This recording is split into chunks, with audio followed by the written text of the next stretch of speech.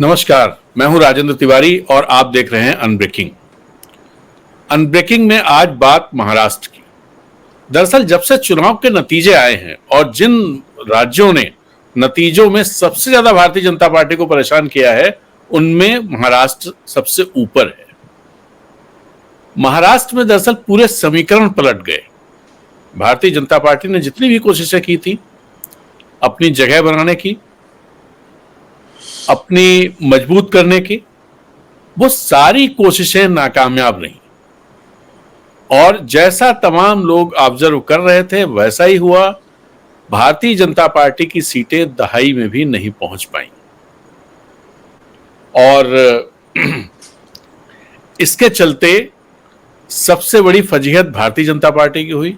फिर जिस शिवसेना को उन्होंने तोड़ा था और असली शिवसेना करार दिलवा दिया, उस शिवसेना का भी प्रदर्शन बहुत अच्छा नहीं रहा और अजित दादा पवार तो सिर्फ एक ही सीट जीत पाए किसी तरह से। ये नतीजे आने के बाद वहां पॉलिटिक्स भी तेज हो गई है, एनडीए के भीतर भी, एनडीए के बाहर भी। और इंडिया गठबंधन की पार्टियों की तरफ भी सबकी निगाहें लगी हुई हैं कि अब क्या डायरेक्शन, किस तरह से चीजें बदलेंगी, चूंकि वहां विधानसभा चुनाव है। और जिन राज्यों में विधानसभा चुनाव हैं, खासतौर पर महाराष्ट्र, हरियाणा और झारखंड, तो महाराष्ट्र इतना बड़ा राज्य है कि झारखंड और हरियाणा की सीटें मिला लें तो उसकी दुगनी सीटें महाराष्ट्र से आती। इसलिए महाराष्ट्र के विधानसभा चुनाव के नतीजों का असर केंद्र की सरकार पे भी पड़ना तय है। इसलिए महाराष्ट्र बहुत ही महत्वपूर्ण है।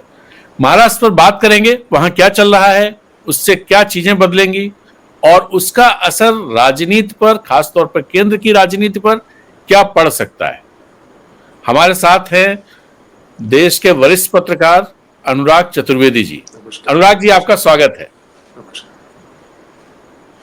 अनुराग जी, जो चीजें दिखाई दे रही है महाराष्ट्र में, जो खबरें आ रही हैं, जैसे जब नतीजे आए उसके बाद फडणवीस ने इस्तीफे की पेशकश कर दी, फिर दिल्ली बुलाए गए। दिल्ली में अमित शाह ने कहा कि नहीं, आपको इस्तीफा नहीं देना है, आप जाके तैयारी करिए। फिर पार्टियों के अंदर भी जिस तरह की चीजें, पंकजा मुंडे ने कहा कि ओबीसी पे स्टैंड नहीं लिया गया इसलिए पार्टी हारी है, और इस तरह की चीजें बहुत आई सामने। और अफवाहबाजी भी बहुत चल रही है शिवसेना को लेकर, उद्धव ठाकरे को लेकर के, इवन शरद पवार को लेकर के भी अफवाहें फैलाई जा रही हैं। तो है क्या वस्तुतः क्या चल रहा है वहां पर? सबसे बड़ा झटका जिस तरीके से भारतीय जनता पार्टी को लगा है, भारतीय जनता पार्टी 2014 में, 2019 में 23 सीटें महाराष्ट्र से जीती थी और शिवसेना और भारतीय जनता पार्टी में उद्धव वाली जो एकीकृत शिवसेना जिसको हम कह लें, उसमें सबसे बड़ा झगड़ा यही होता था कि अधिक सीटें किसको मिलेंगी। और चुनाव परिणाम में भी जिसको अधिक सीटें मिलती थी, एक अलिखित नियम बन गया था कि उसका मुख्यमंत्री बनेगा। तो ऐसी स्थिति में जहां 23 सीटों की जगह इस बार भारतीय जनता पार्टी ने मोदी के 400 पार के नारे पे 370 भारतीय जनता पार्टी करके, और जैसे दादागिरी उनकी थी, तो उसमें 10 सीटें और अधिक ली और मैदान में जिस तरीके से उतरी थी, लगता था कि भारतीय जनता पार्टी इस बार, और उनके सबसे बड़ी बात यह है कि उनके जो मैनेजर्स थे, उनके जो समर्थक थे, उनका जो मीडिया था, वो ये मान रहा था कि 48 में से 41 सीटें भारतीय जनता पार्टी गठबंधन को आएंगी।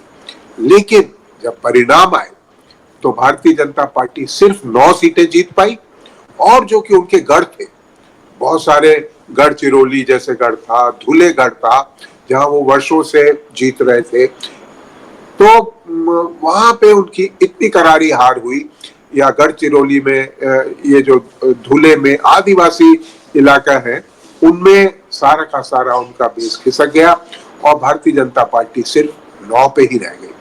लेकिन राजेंद्र जी, जो सबसे महत्वपूर्ण बात यह है कि महाराष्ट्र में जो है वो नागपुर भी है, और नागपुर का अर्थ आप जानते हैं, वहां पे आरएसएस भी है।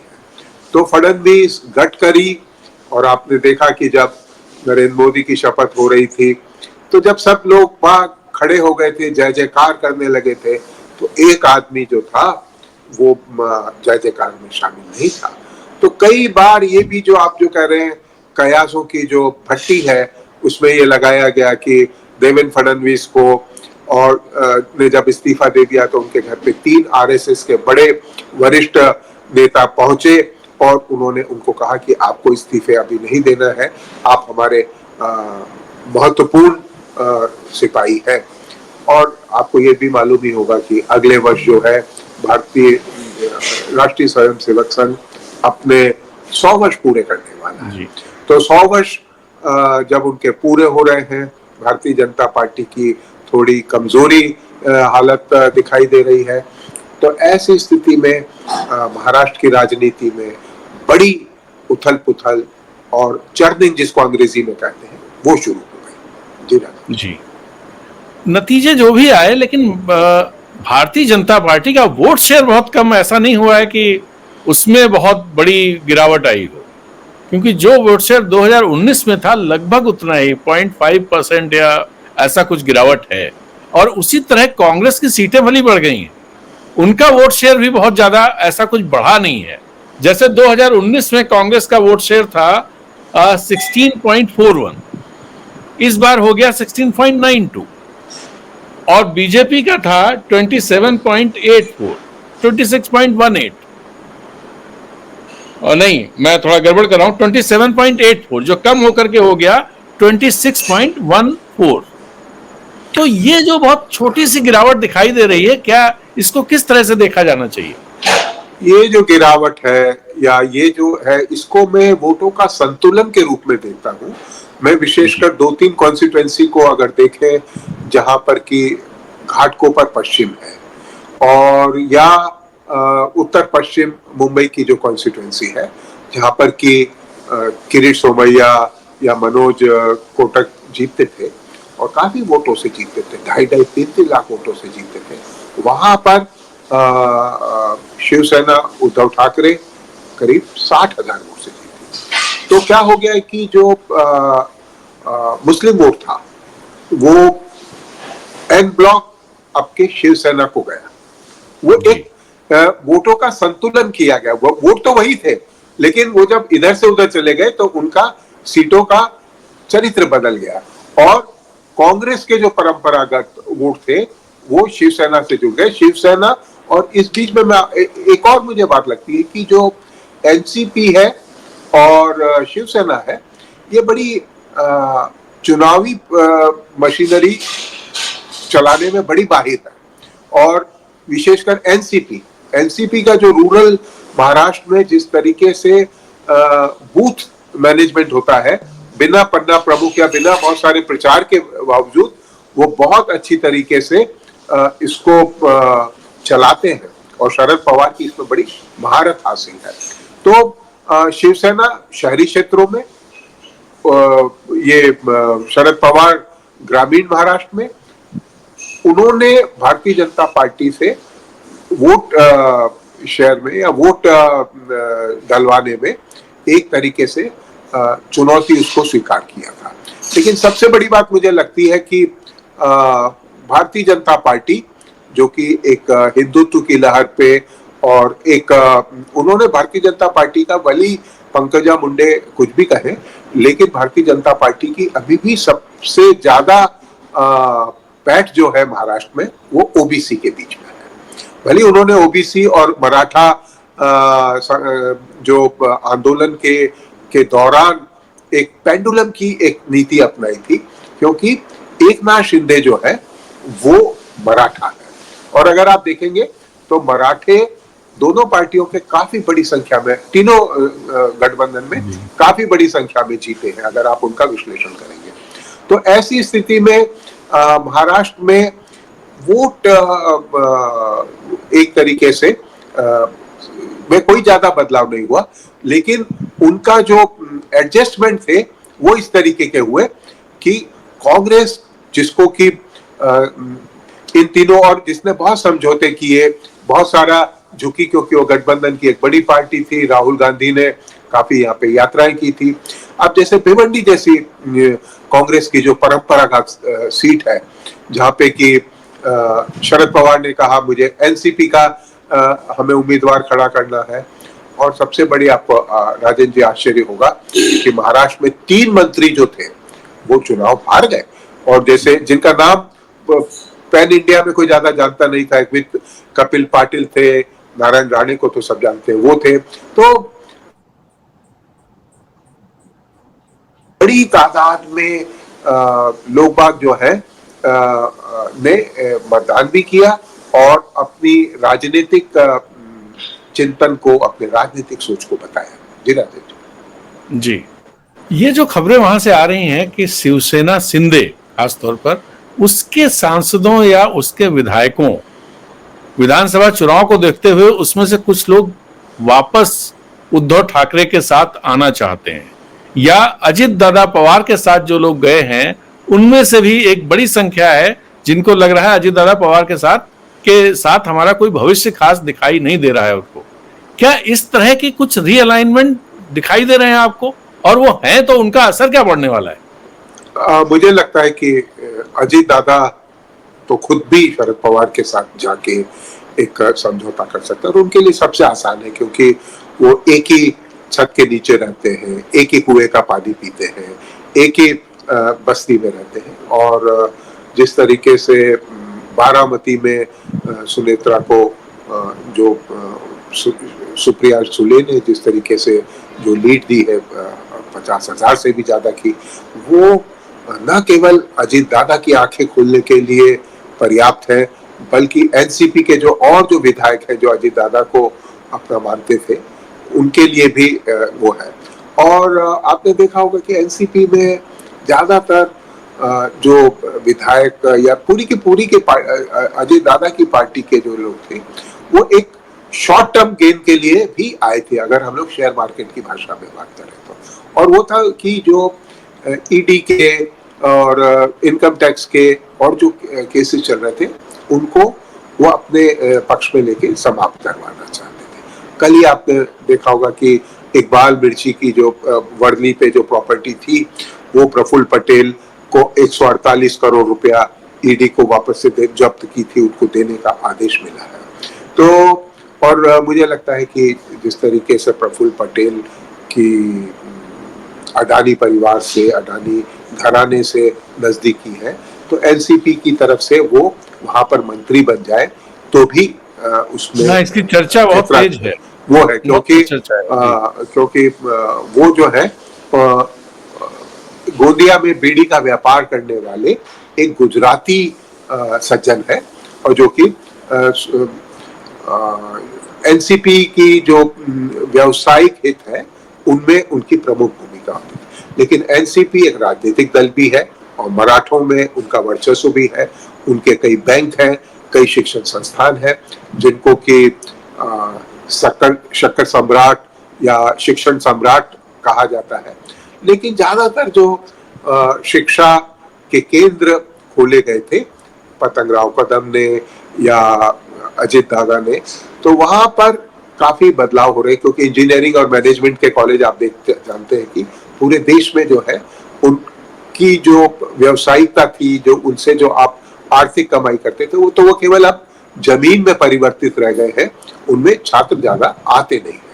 तो ऐसी स्थिति में राजनीति में अपना दबदबा बना के रखना और जो सहकारी बैंक है, जो शक्कर कारखाने हैं, उनको जारी रखना, मराठा राजनीति में अपना वर्चस्व दबाना, क्योंकि मराठा राजनीति अगर आरक्षण के सवाल पर आंदोलन से जुड़ती है तो ये जिन नेता एनसीपी के जो नेता है वो आंदोलनकारी नहीं है, वो सत्ताकारी।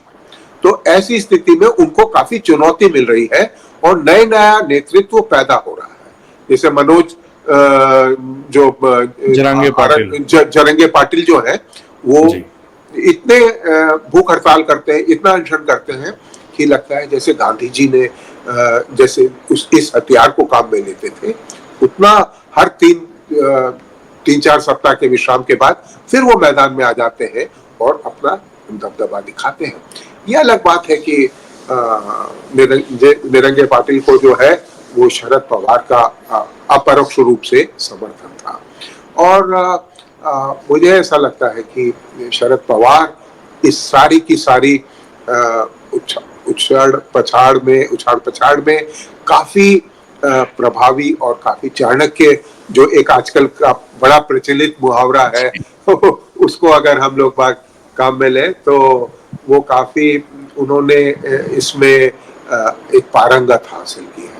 तो आपने जो सवाल पूछा उसमें उसका एक जवाब ये है, मैं अजीत दादा पवार की पार्टी का शरद पवार पार्टी से सहयोग, विलय और झुकाव तीनों की संभावनाएं देखता हूं।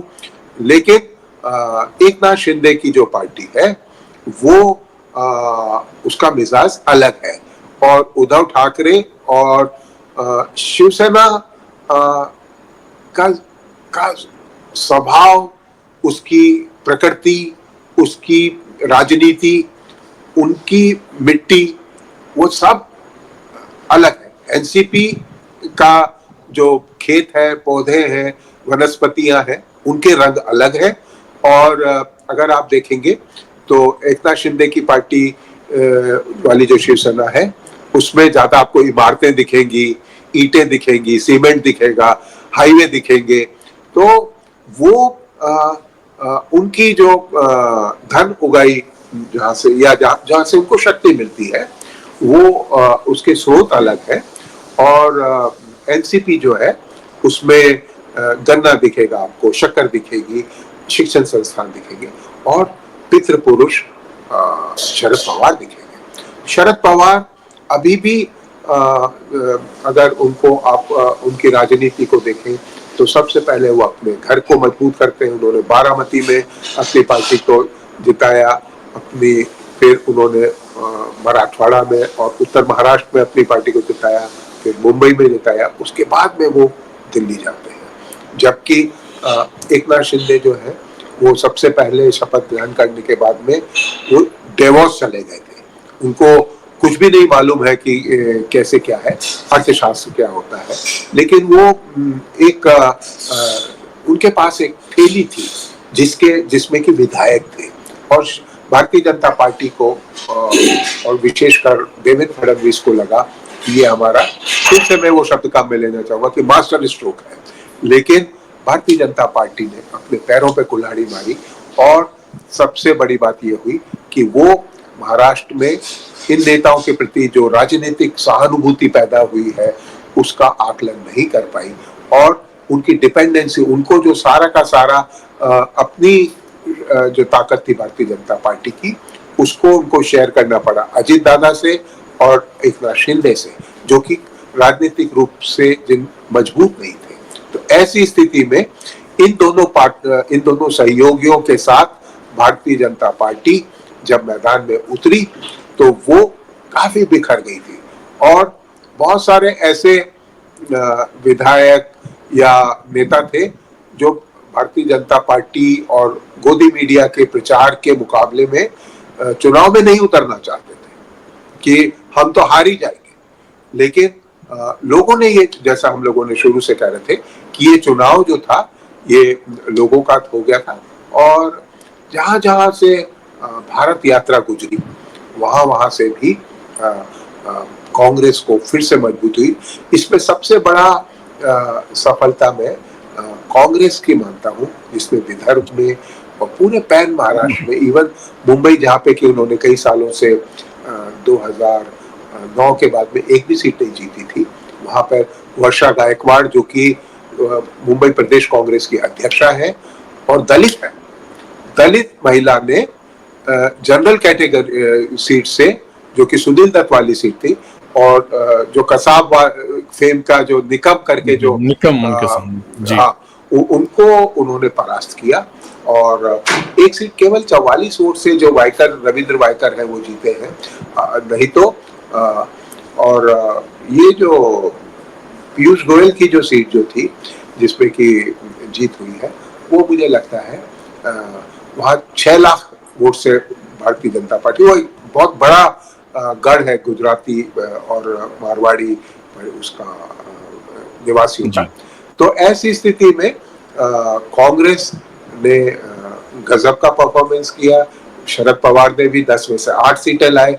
उद्धव ठाकरे जो कि जिनको ज्यादा चुनौतियां थी, और जहां जहां उद्धव ठाकरे और एकनाथ शिंदे का मुकाबला हुआ, राजेंद्र जी, वहां पर लोगों को चुनाव चिन्ह जो था पुराना वाला, जो एकनाथ शिंदे ने हासिल कर लिया है, वो में कंफ्यूजन भी हुआ बहुत सारा। जी। तो लेकिन ये एक राजनीतिक लड़ाई थी, और सबसे बड़ी जो मैं खबर देख रहा था वो ये थी कि चुनाव के पहले प्रकाश अंबेडकर काफी भावताव कर रहे थे। उनका एक वंचित करके एक दलित बड़ी ताकतवर वो था, तो केवल वो सारी सीटों पे भी चुनाव लड़े, कुछ जगह उन्होंने समर्थन किया, लेकिन उन्होंने सबसे बड़ा 4 सीटें को छोड़ के उनकी सारी जगह जमानत जब्त हो गई।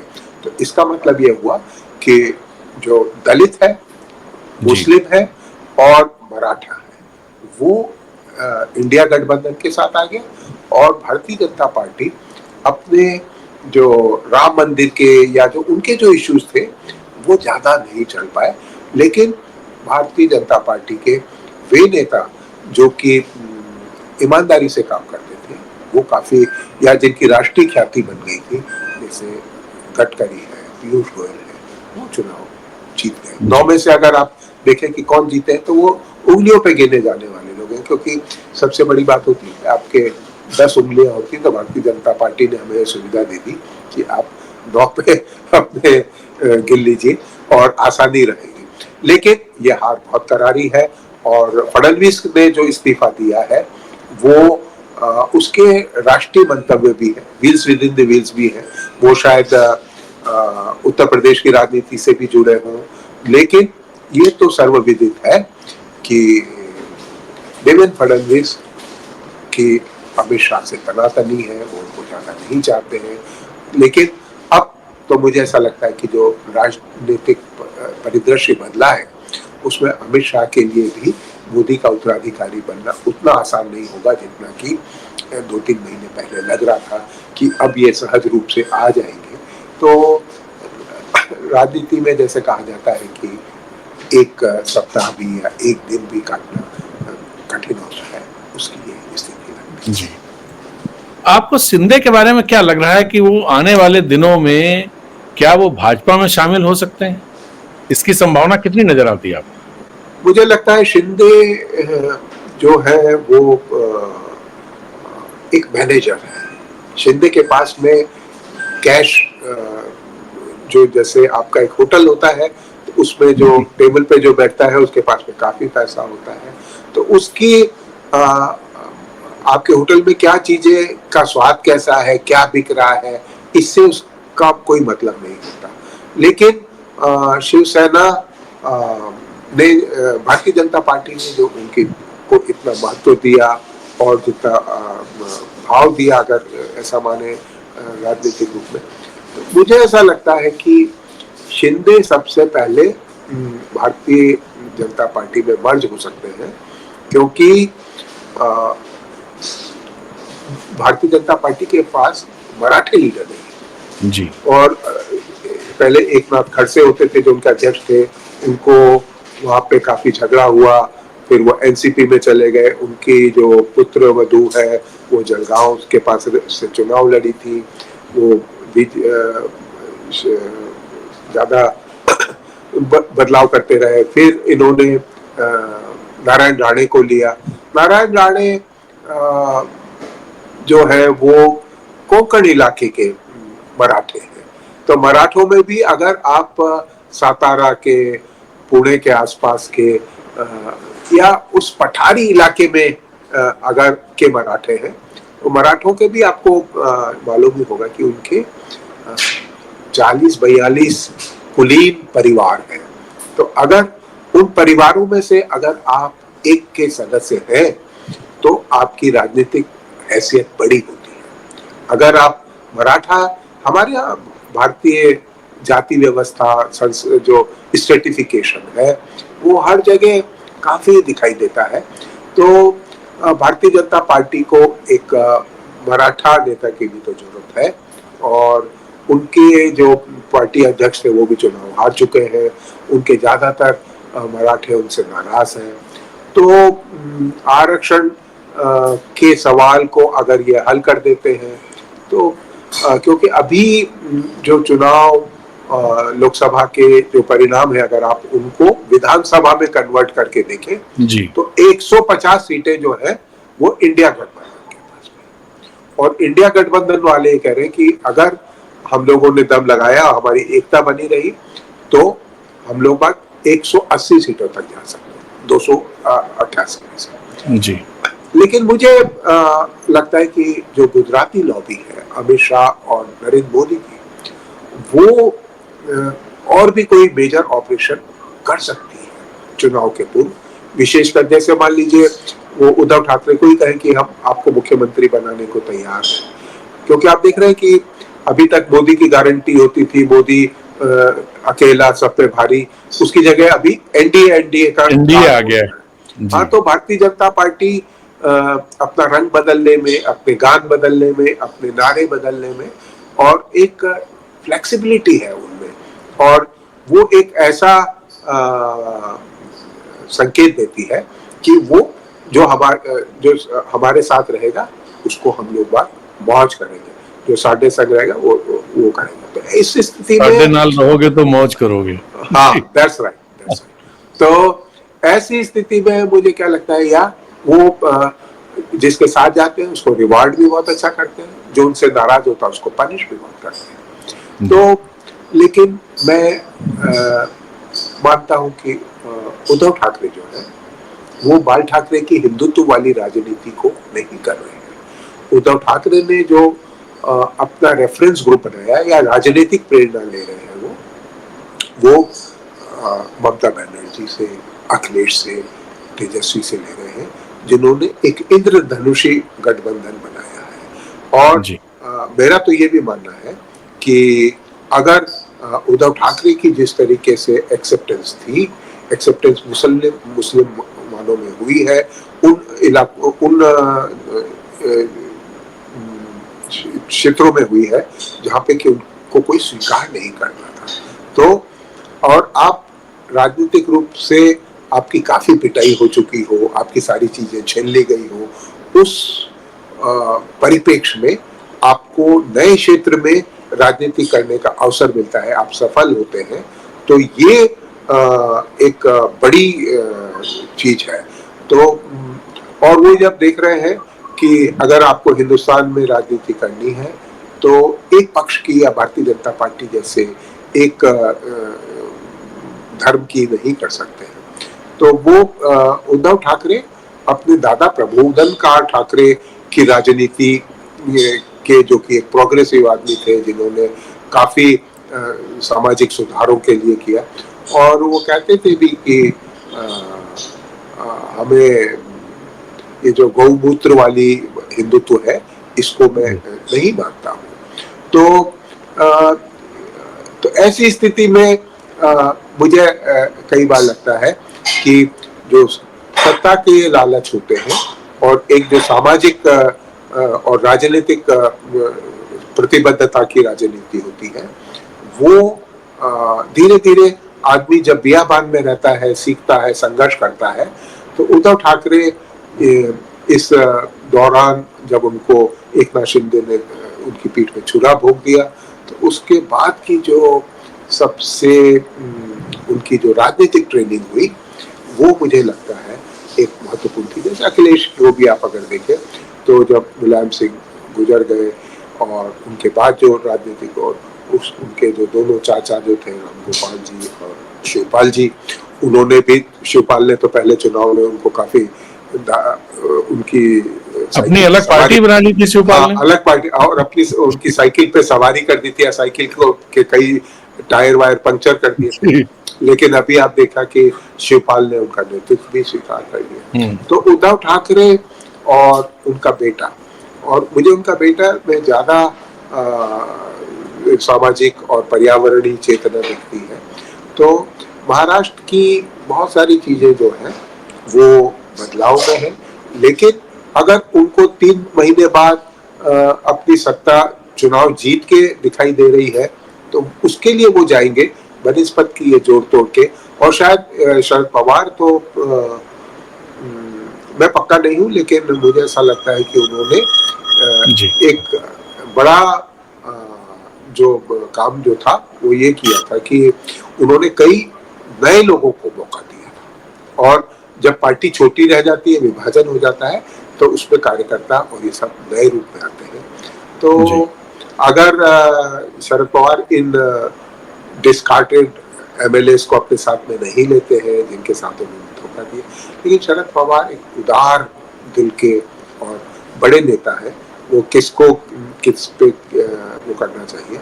और एक और बात कह के मैं अपनी बात खत्म करूंगा राजीव जी, कि मुझे ऐसा लगता है कि शरद पवार ने चुनाव के दौरान या चुनाव के बाद में एक वक्तव्य दिया था कि जो दल है उनको कांग्रेस में मर्ज कर जाना जी। तो चुनाव के दौरान ही उन्होंने नीरजा चौधरी को इंटरव्यू में कहा था। हाँ, तो शरद पवार ये जो है अपनी पार्टी को कांग्रेस में मर्ज भी करा सकते हैं।